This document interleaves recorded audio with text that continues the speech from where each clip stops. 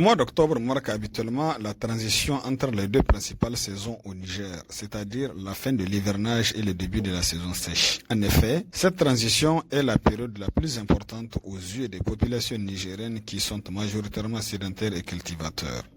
Cependant, c'est le moment de la récolte ou bien la période de tous les espoirs car tous les efforts fournis pendant l'hivernage se verront récompensés par un résultat éventuellement satisfaisant. Et relativement à cette période, beaucoup de projets sont prévus tels que les préparatifs des mariages des enfants filles comme garçons, le financement des frais de scolarité des enfants dus à l'échec au niveau des établissements publics et sans oublier les éventuelles occasions nécessitant des dépenses. Par conséquent, les cultivateurs, après avoir récolté, vendront parfois plus de la moitié de leurs moissons aux commerçants et cela à vil prix dans le seul but de satisfaire leurs besoins immédiats. Quant aux commerçants, ils vendront les mêmes produits aux paisibles et pauvres citoyens, y compris les cultivateurs, au prix plus élevé. Et c'est ce qui nous amène à dire que d'un côté, cette période ne profite pas aux populations car les prix des céréales produits chez nous-mêmes au Niger connaissent toujours une cherté qui ne dit pas son nom. Alors, qui peut répondre à ces questions? 1. Pourquoi les commerçants au Niger ne prennent jamais en compte la situation des populations pour fixer leurs prix? 2. Les commerçants du Niger se conforment-ils